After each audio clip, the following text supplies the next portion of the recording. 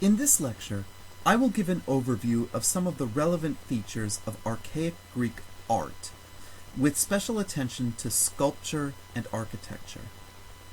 One important omission is that I will not talk very much about decorated archaic pottery, since this is a very large topic.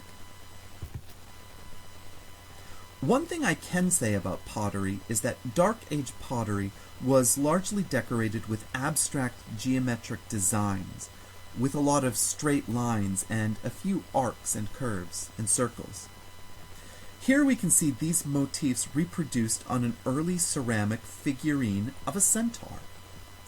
Aside from the geometric pottery, we do not have much for Dark Age art, but this figure proves that they were creating at least some.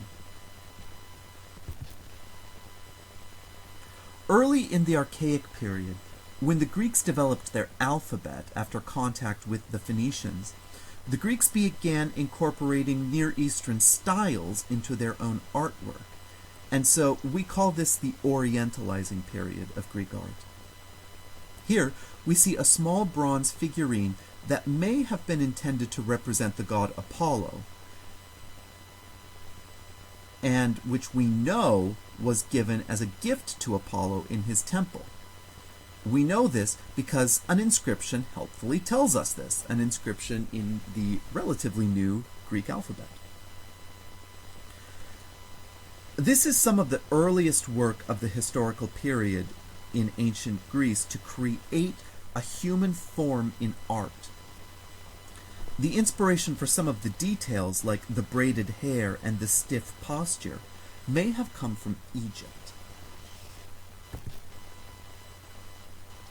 Ancient Egypt was culturally very conservative. We can't say that there was no change from one generation to another, but change came very, very slowly as a rule. This is particularly true of the material culture. These bronze statues were made nearly 2,000 years before the Greek Archaic period, but in 600 BC, art in Egypt looked remarkably like this, even still. A few noteworthy features of the figures that characterize Egyptian art is in broad strokes are the straight and stiff posturing of the limbs, as though the figures are posing, with the male figure advancing 1 foot forward as the only suggestion of any movement. Another general feature to notice is the idealized appearance of the figures, with both figures depicted as youthful and vigorous, with conventionally attractive bodies. One of the most readily recognizable movements in archaic Greek art of the Orientalizing period and after is the rise of the Kouros statue. Kouros is the ancient Greek word for young man, or maybe a late teenager. And in the Archaic period, nude figures of young men, usually carved in marble, though the earlier Manticlos figure was in bronze. The figures vary in size from a bit smaller than life size to towering at 10 feet or occasionally even more. The figures are stylized, looking a bit cartoonish in a way, and, like the Egyptian figures, they're always youthful and idealized. Egyptian influence can especially be seen in the fact that many of these Kouros statues have 1 foot advanced forward, though this is less evident in this particular photo. Here we see a life-size Kouros found at the Athenian Acropolis.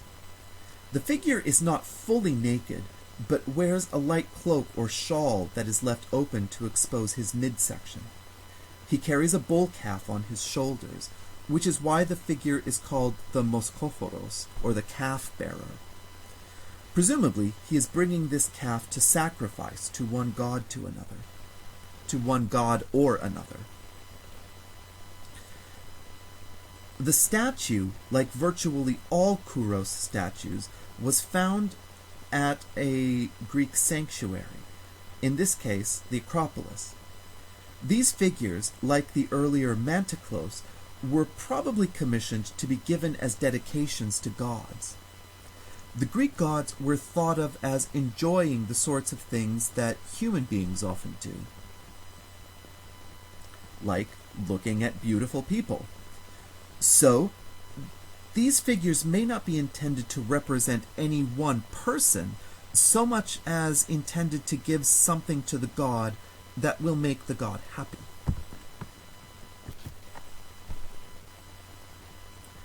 Two statues that have a particularly interesting story are the so-called Cleobus and Biton statues, which were found at Delphi. The only thing that makes these statues noteworthy as Kouros statues is that there are two nearly identical statues together. They are a little bigger than a lot of the statues of the time, but they are by no means the biggest. They have the same idealized frame, the same stiff posture, and the same intricate braiding of the hair. They also have the same smirk or gentle smile that one sees on a lot of archaic statuary. And they have the same advancement of 1 foot. The only difference is that with these statues, we appear to have a story, or probably more of a legend, that comes to us from ancient Greek literature of where these statues, or kouroi, the plural of kouros, came from. In the classical period, the historian Herodotus included in his history of the Persian Wars a story he heard at Delphi about how a twin statue dedication came to be found at that temple. Herodotus was writing a few generations after the statues were made, so the story may be a local folk tale about where the statues came from, but it is still a wonderful story. Herodotus says, "There was a festival of Hera in Argos, and their mother, meaning Cleobus and Biton's mother, absolutely had to be conveyed to the temple by a team of oxen. When the oxen had not come back from the field in time, the youths took the yoke upon their own shoulders under constraint of time. So the twin boys are actually pulling their mother's cart as though they were her oxen. They drew the wagon, with their mother riding atop it, traveling 5 miles until they arrived at the temple. When they had done this, and had been seen by the entire gathering, their lives came to an excellent end. And in their case, the god made clear that for human beings it is better to die than to live." That apparently is the moral of Herodotus' story. The Argive men stood around the youths and congratulated them on their strength. The Argive women congratulated their mother for having borne such children. She was overjoyed at the feat and at the praise, so she stood before the image of the goddess and prayed that the goddess might grant the best thing for man to her children, Cleobus and Biton, who had given great honor to the goddess. After this prayer, they sacrificed and feasted. The youths lay down in the temple and went to sleep and never rose again. Death held them there. The Argives made and dedicated at Delphi statues of them as being the best of men. In addition to the Kouros statues, there were also Kore statues. Kore is the ancient Greek word for young woman, like Kouros means young man. These female figures are also youthful and conventionally beautiful, but they are never naked. The Kore always wears a long peplos, or tunic, and an elaborate crown or headdress. She usually smiles and often carries a pomegranate or some other kind of fruit in front of her. These figures tend to be a bit smaller than the Kouros statues, life-size or smaller, and they are never colossal, like the 7 or 10 foot tall kuroi. This particular figure illustrates another important feature of ancient art. If you look at the dress, you can see some faded red pigment.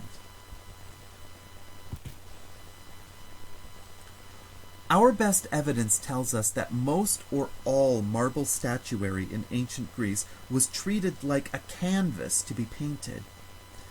We call this painting of ancient statuary polychromy, and in the few instances in which we can recover some of the colors, it seems that the colors were very bright and sometimes clashing to modern sensibilities.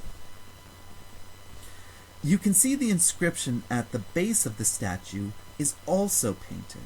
So whenever you see a piece of ancient Greek writing inscribed on stone, imagine the inscription as a holder for the paint, so the words would be easier for the original readers to make out. This is a reconstruction of a possibility for the coloring of the kore in the previous slide, and this reconstruction was exhibited at the Athens Museum about 13 years ago. Scholarly work on what the statues really looked like continues. The Critias boy, also found on the Athenian Acropolis, was carved at roughly the same time that the Athenian hoplites were massacring Persian invaders at Marathon, maybe in the 480s BC. This figure is treated as transitional from archaic art to classical style. There is a lot about this figure that makes it quite similar to an archaic kouros. It has the same idealized nude figure of a young man with one foot advanced forward. However, there are considerable and obvious differences. The hair looks different. It's probably more in the style that people actually wore at the time. The figure has lost the smirk on its face that characterizes so much archaic statuary. The musculature looks more lifelike and less cartoonish. And there is more of a true-to-life sense of motion to the figure. These are all trends that will continue in classical art, as sculptors strive to perfect the craft of making beautiful figures that look like they could be alive.